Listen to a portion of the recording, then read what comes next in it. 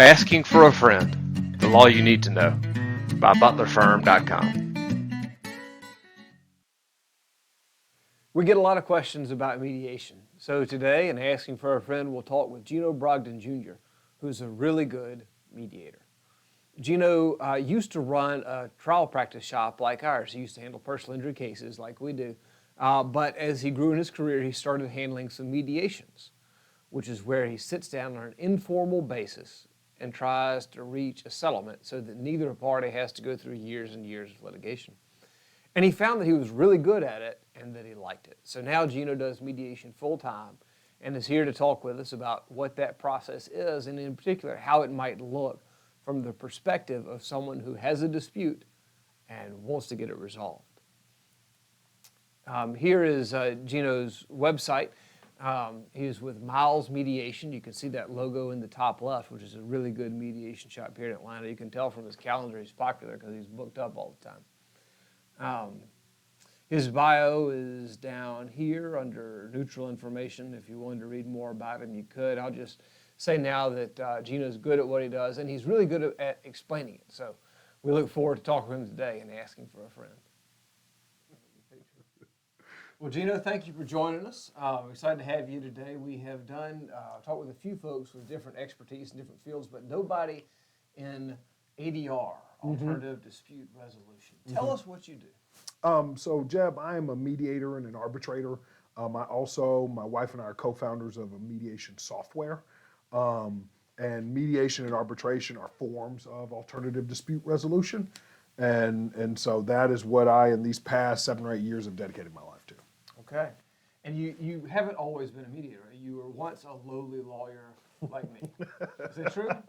Yes, I wouldn't describe it as lowly like you. That's not how I describe you, Jeb. But yes, I was a litigator. I litigated on behalf of injured plaintiffs.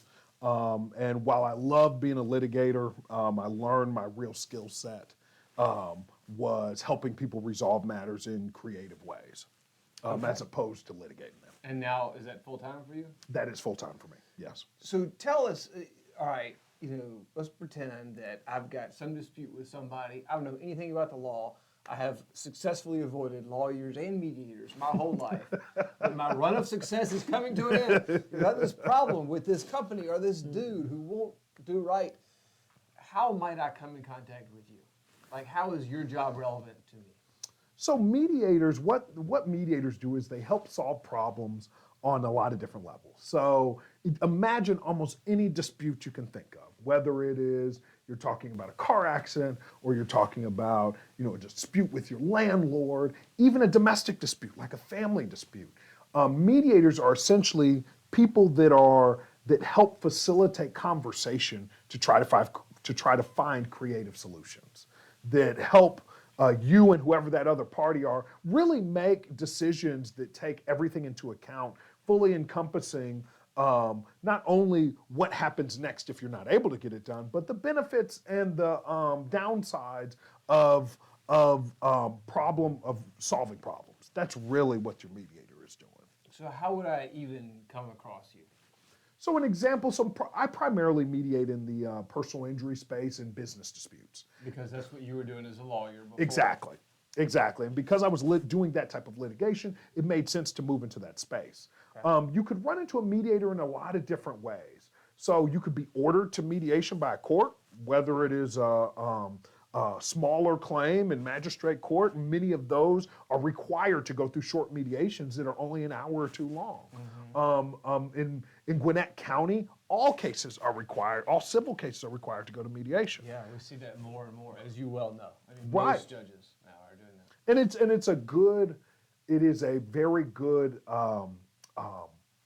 procedure for them to require, because it really requires people, at bare minimum, even if it doesn't get the case resolved, to take a pause on the fighting and think through and hear the other side.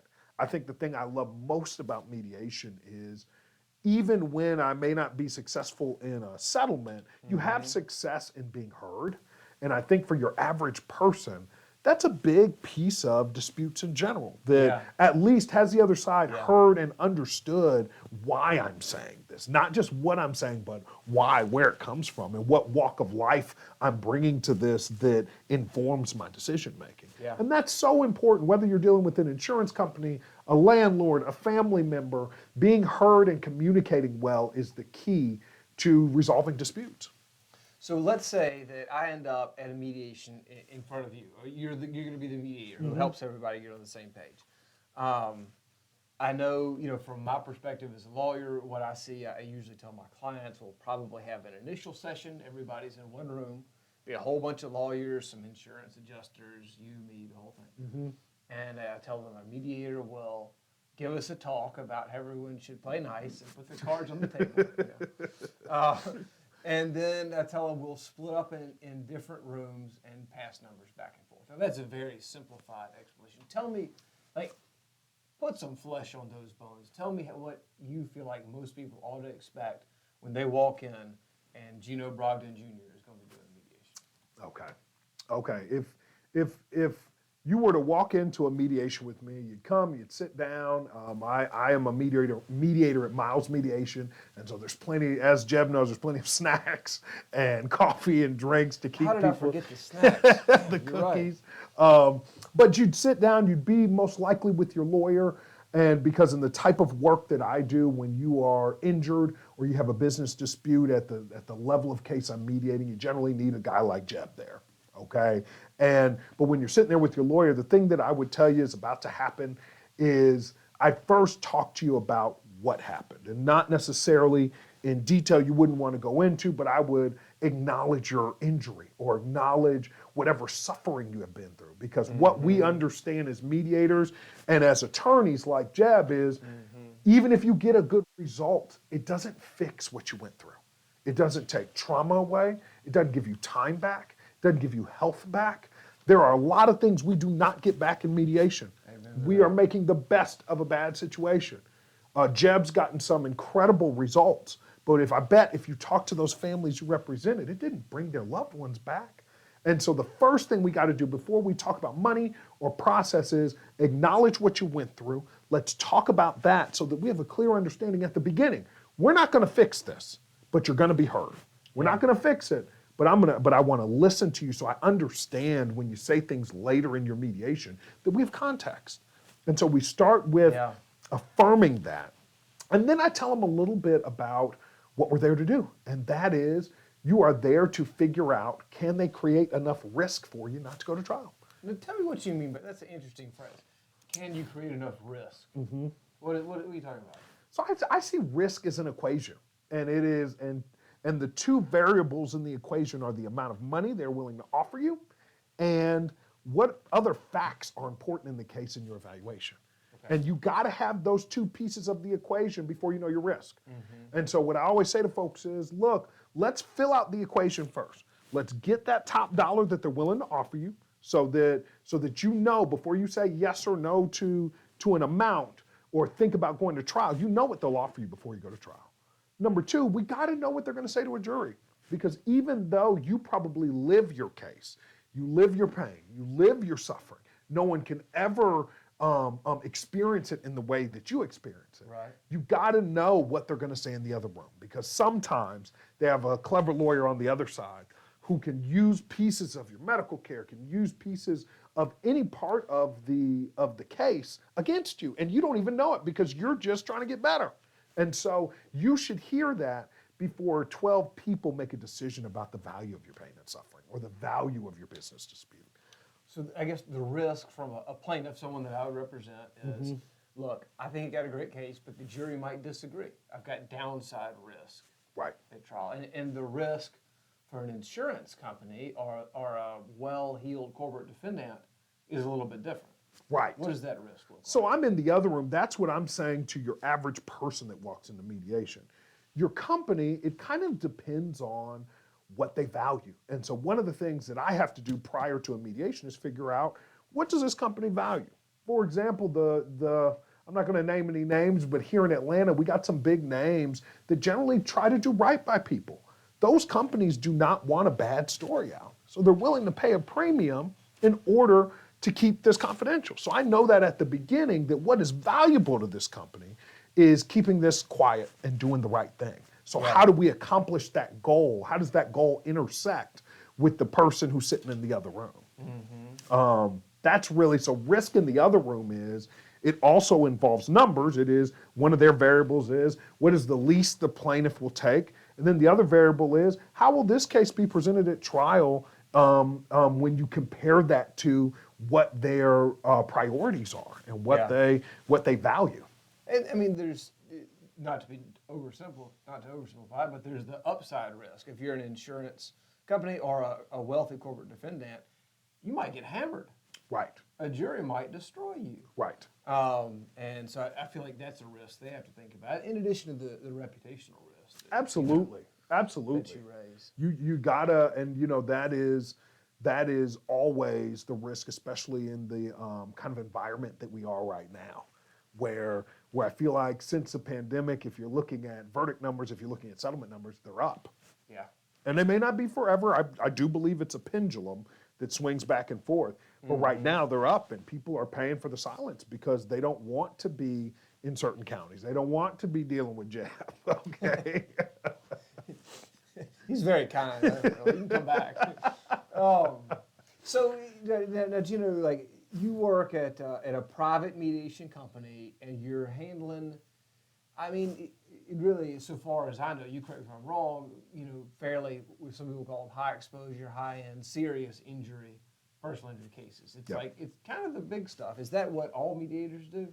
No, so, you know, my wife and I's journey with this mediation software, we really had to learn mediator demographics and understand who's doing what kind of mediation, who's doing the most mediation, that type of thing. And what we learned is really the personal injury mediation is just this small sector of the spectrum of mediation. And the spectrum of mediation really is dominated by domestic mediation. That's really the primary. Like divorces and child custody and that stuff? That's the majority of it. Okay. And so when you hear that stat, 50% of all folks get divorced and all of that, that fuels a lot of the mediations. Now, it's not just those kind of disputes. You can have all kinds of disputes with your family that you can resolve with mediation, but primarily you're dealing with divorce, custody, and things in that arena.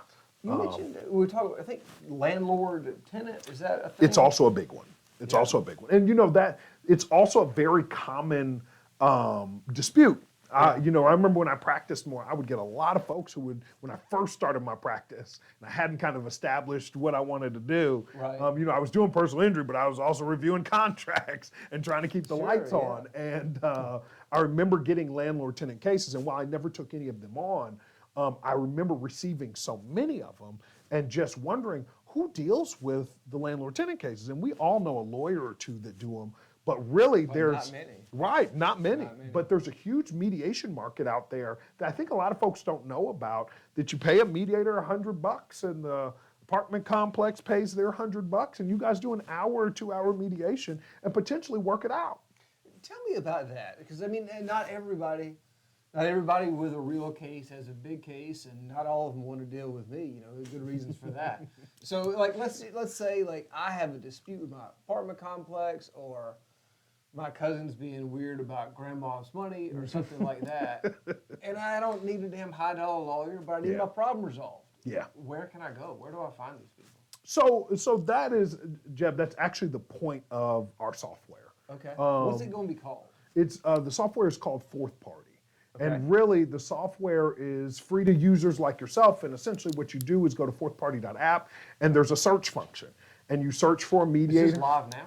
Yeah, this is live now. Yeah. Cool. We're live now. Yeah, absolutely. We launched at a American Bar Association Dispute Resolution Conference in Vegas a couple months ago. So the software is live. You can go right now and search. And right now we are just focusing on Georgia. We have a nationwide database that we're going to be implementing in the next few months. But that ultimately, if you had a dispute like this, excuse me, as I reach across you, we'll see. You look up the mediator that you're looking for. Okay, so you can search by, you know, if you were concerned about race or expertise or gender or things of that nature, you can tag in that way. Or you can just search a Georgia mediator who handles these kind of disputes. And then that way, you're not searching for the lawyer to then go find a mediator. It takes you direct to, and it's a simple enough, a landlord-tenant dispute is simple enough where you don't need a jab, okay? You don't need that kind of brain power on a case like that. That's something where you sit down for a couple hours and you be heard, and that allows you to get your dispute resolved. Was it fourthparty.app? Yeah. All right. See the search function in that top right corner? Yeah. So I'm going to ask you another question, and then I'm going to see if I can remember how to pull this up. I know there's a way to do it. I'm not sure if I can do it fast enough to make sense now. So let's talk about this. Let's say, I've been having this dispute over my boundary line or whatever it is, and I know I'm right, and that other jerk is freaking wrong. I really think they should agree with me, but it hadn't happened. It's been going on 2 years. I've been worrying about this a long time. What are some reasons that I ought to consider mediating the thing, even if I know that I'm right and they're wrong? Yeah, and that's a tough one. That's a really tough one, because what you have to gain is not financial. What you have to gain is peace of mind, and there's a high value to it. But the truth of the matter is, what you have to think about and why a mediation is important is the mediator can present the options to you. Okay, if we can't get this resolved and you win the dispute, what do you really win? How much money do you spend? How much time do you spend? What is your risk in, even though you're right, still being found wrong? Okay, all of these are things that you need some kind of expertise, not only to let you know and inform you, but inform the other person, whether they're right or wrong, because they should know that if they are wrong, that they have more at risk than the person who is correct. But what about this? Like, there's ways, no matter what I do, I can do very little to affect the time I have on Earth. Right? I mean, like, we all gonna die. This is a limited amount of time we're playing with. I hope you didn't get that news here on Asking for a Friend. Hopefully you're already aware. But like, I mean, I could spend my time doing any number of things. Yeah, I could cut my grass. I could hang out with my friends. I could run my, side hustle like you and your wife got, whatever that is. I could be better at my existing job. I could just take a nap, or I could spend it worrying about what my boneheaded neighbor is doing. Right, and you hit the nail on the head. You hit the nail on the head. It is the peace of mind. It is, and I know sometimes that term can be overused, but the truth is, how do you want to spend your time? And I normally say this when I'm at the end of a mediation, and an insurance company has put a top dollar on the table for a plaintiff who's been injured, and that plaintiff says to me oftentimes, Gino, this is not worth what I went through. And I have to remind them.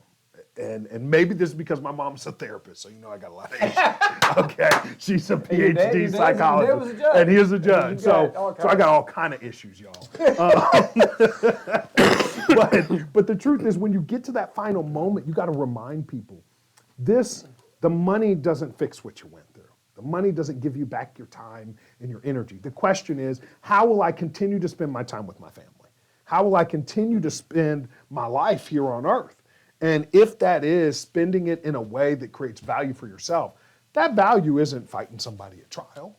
Okay, there are cases that will always need to be tried. The real question is, does this allow you peace moving forward?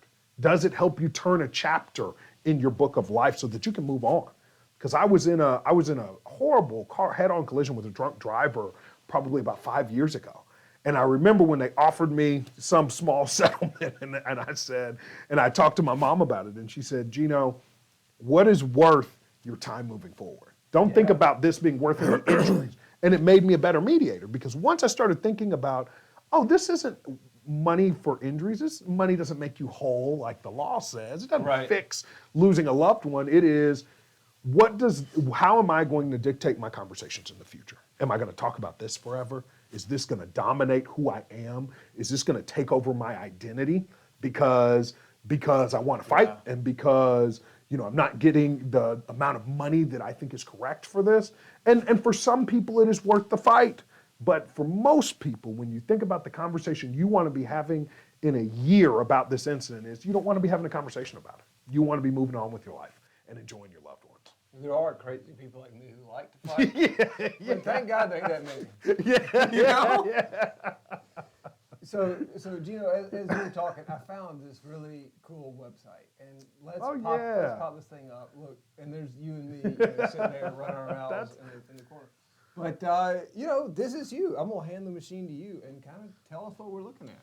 So guys, as you kind of move through it, that'll show on the screen. So guys, this is our website, and so the functionality I'm going to show you guys is really just the search, because there is a piece that are for the mediators, where it has an internal system for mediators to organize, to schedule mediations, payment, and that type of thing.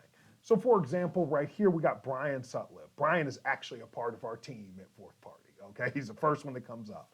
But as you can see right up here, you can search. Let me see if they're going to pull me up. There we go. All right. And so it searched me out. So you can search by name. If you didn't want to search by name, as you can see here, we can do it by state. We can do it by industry. We can do it by diversity, okay, because that is really important for people to feel comfortable in being heard. That there is a diverse group of neutrals that they can choose from, so they feel like someone is hearing what they're saying and understanding what they're saying. And we want to be responsive to that. And so really for the folks sitting at home who are trying to get a dispute resolved, this is the page you would use. And so you would say, okay, I like Gino, I'd like to book the mediator, all right? And you see my calendar here. Wow, man. Okay, and so I'm booked up here, and so you'd have to go to another date. I'm booked up a lot, y'all. They got me booked through. But the point here is, need to raise your rates. yeah. Parag is going to say, I'm going to need to raise my rates.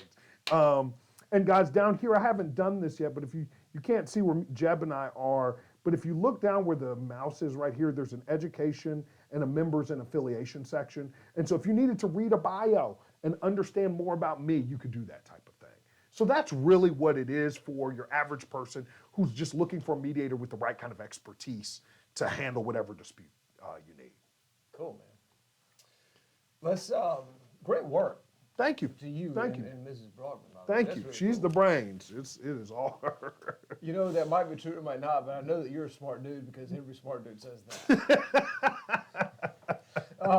So this has been a good talk. Let's wrap it up with this. Tell me what you enjoy about mediation. And I'll give you a little preface. It won't be as long as your typical lawyer preface, but it's just this.